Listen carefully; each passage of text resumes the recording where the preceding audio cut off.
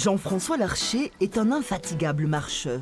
Cette pratique, il l'a mise au service de sa passion, les arbres. Cela fait 40 ans qu'il les fréquente assidûment et recense ce qu'il juge remarquables. Ce sont ceux qu'il peut relier à l'histoire humaine locale, comme ce très rare bosquet de cyprès chauve qui s'empourpre dès l'automne.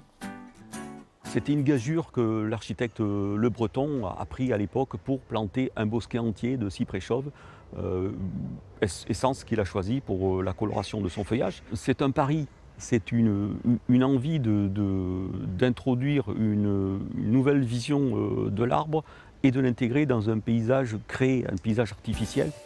Cette espèce nord-américaine ramenée des marigots de Floride à la fin du règne de Louis XIV possède des racines très puissantes. Et sa particularité, ce sont les pneumatophores, c'est-à-dire la partie émergée du système racinaire qui lui permet de survivre en conditions inondées.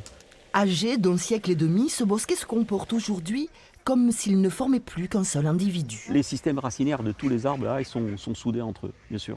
Ce qui fait que s'il y en a un qui meurt, en fait, le système racinaire est toujours en fonction. Direction Mâcon, au château de Cantemerle. Le parc est l'œuvre de Fischer, l'un des concepteurs du jardin public de Bordeaux. À l'époque, ces deux majestueux platanes étaient déjà en place.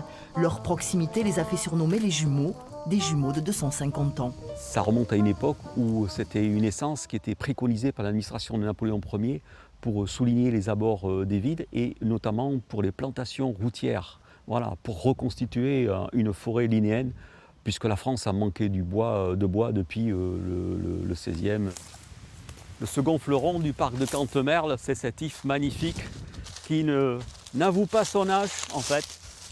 Vous avez en gros une première partie, une première datation qui a été faite sur les branches en élévation qui donne un âge de 150 ans parce que l'arbre a été coupé. Et puis la souche qui est beaucoup plus âgée, qui a 410 ans.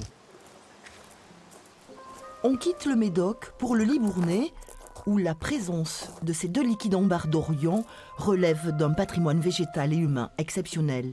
Il témoigne du prestige dont jouissait son propriétaire, ainsi que de ses relations haut placées. Des gens de pouvoir, fortunés et proches des milieux scientifiques, étaient à l'affût de toutes les nouveautés, autant géologiques que biologiques. Et donc les arbres, forcément, on a voulu préempter quelques échantillons qui venaient de loin, d'outre-mer, souvent, ou d'Asie, comme ceux-là. Afin de pérenniser ce patrimoine multiséculaire, Jean-François Larcher recommande de multiplier et de bouturer ces arbres remarquables, histoire de prolonger les liens qui unissent depuis les origines l'arbre et l'homme.